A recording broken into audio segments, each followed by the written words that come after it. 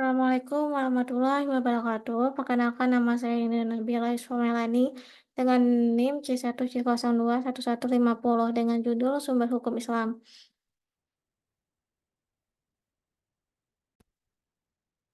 Latar belakang, hukum adalah seperangkat norma atau peraturan yang mengatur tingkah laku manusia.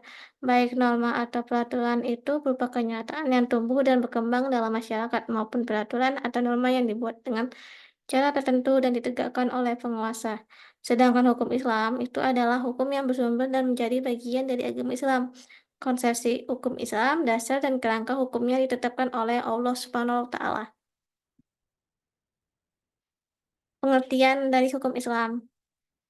Pengertian dari hukum Islam itu adalah seperangkat norma atau peraturan yang bersumber dari Allah Subhanahu wa taala dan Nabi Muhammad SAW untuk mengatur tingkah laku atau hubungan antara seorang hamba terhadap Rabbnya, hubungan manusia dengan manusia dalam bermasyarakat, dan hubungan manusia dengan benda alam sekitarnya.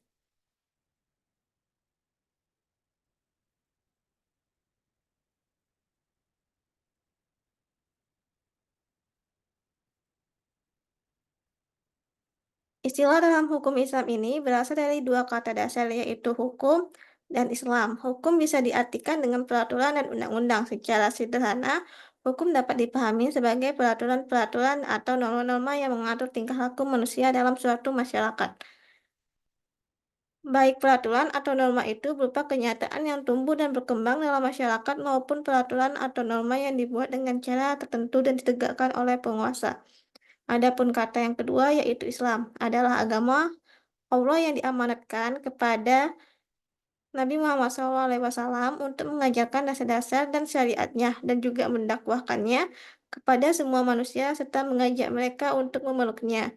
Dengan pengertian yang sederhana, Islam berarti agama Allah yang dibawa oleh Nabi Muhammad SAW untuk disampaikan kepada umat manusia untuk mencapai kesejahteraan hidupnya baik di dunia maupun di akhirat kelak.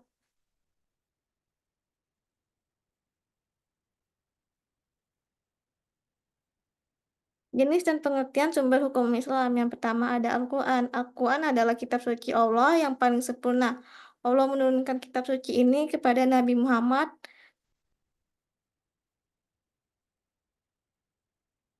pada Nabi dan Rasul yang paling mulia Muhammad SAW sebagai petunjuk hidup bagi seluruh umat manusia yang hidup di akhir zaman.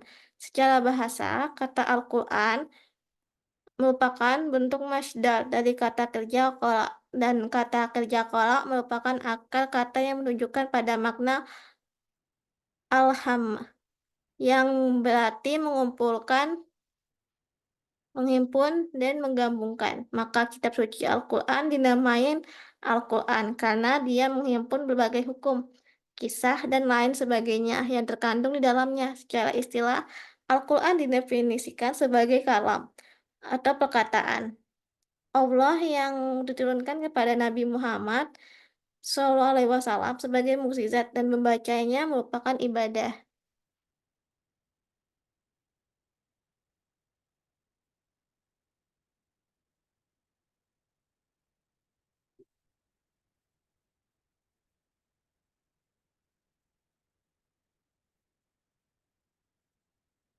Dan sebagai ulama menyebutkan bahwa penamaan kitab suci ini dengan Al-Quran karena dia menghimpun isi kandungan dari kitab-kitab suci terdahulu. Bahkan menghimpun berbagai bidang ilmu sebagaimana yang Allah isyaratkan pada firman-Nya.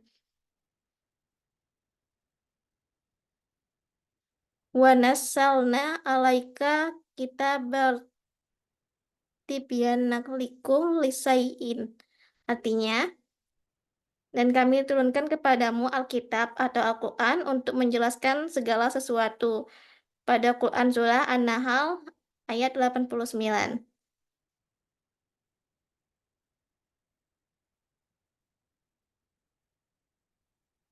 Kata qara juga bisa berarti membaca, karena dalam membaca terdapat makna menghimpun dan mengumpulkan huruf dan kata-kata dalam bacaannya. Allah berfirman, Inna alaina jam'ahu wa annahu fa iza qara'nahu fattabi Quran. Artinya, sesungguhnya atas tanggungan kami lah mengumpulkannya di dadamu dan membuat pandai membacanya. Apabila kami telah selesai membacakannya, maka ikutilah bacaan itu. Pada Quran Surah Al-Qiyamah ayat 17 sampai 18.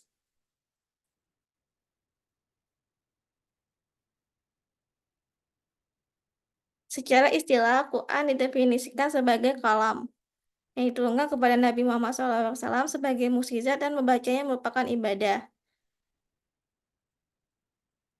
Al-Quran adalah kalam Allah. Kalam Allah adalah sifat Allah dan sifat Allah bukan makhluk. Maka Al-Quran bukan makhluk. Al-Quran yang diturunkan dari sisi kepada Nabi Muhammad SAW berfirman,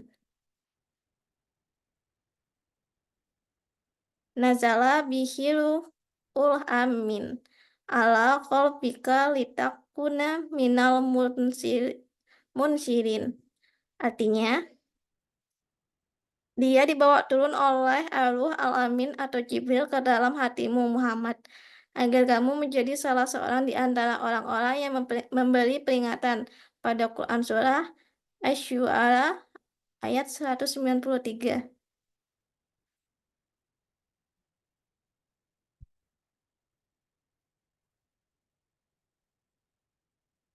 Kedua, ada sunnah. Sunnah merupakan sumber hukum Islam yang kedua.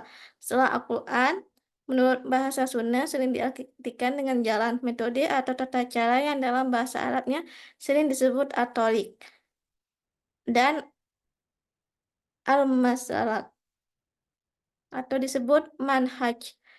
Dan yang ketiga ada ijma'. Ijma adalah kesepakatan para ulama dalam permasalahan agama. Ijma memiliki posisi yang penting sebagai salah satu dalil dalam permasalahan agama selain Al-Quran, hadis, dan qiyas. Secara bahasa, ijma berarti al-azmu atau disebut tekad dan al-ittifaq atau disebut kesepakatan. Fungsi ijma. Yang pertama, sebagai bentuk penjagaan Allah terhadap syariatnya. Dia menyukupkan bagi hambanya untuk berbuat hanya dengan berasaskan ijma. Karena terkadang ada permasalahan yang dalilnya tersembunyi atau tak dinukilkan kepada kita karena sebab tertentu, menutup perselisihan yang terjadi dan memastikan satunya pemahaman. Terkadang dalam sebuah permasalahan yang sudah terdapat dalil padanya, masih terdapat perselisihan. Bisa karena perbedaan pemahaman terhadap dalil, termasuk atas karena faktor lainnya. Kias adalah menganalogikakan satu perkara yang belum ada dalilnya dengan perkara yang sudah ada dalilnya dalam Islam untuk diambil kesimpulan hukumnya. Kias memiliki posisi penting sebagai dalil dalam permasalahan agama selain Al-Quran, Az-Sunnah, dan Ijma'. Secara bahasa kias berarti at-takdir atau disebut mengukur dan al-musyawah atau disebut menyamakan.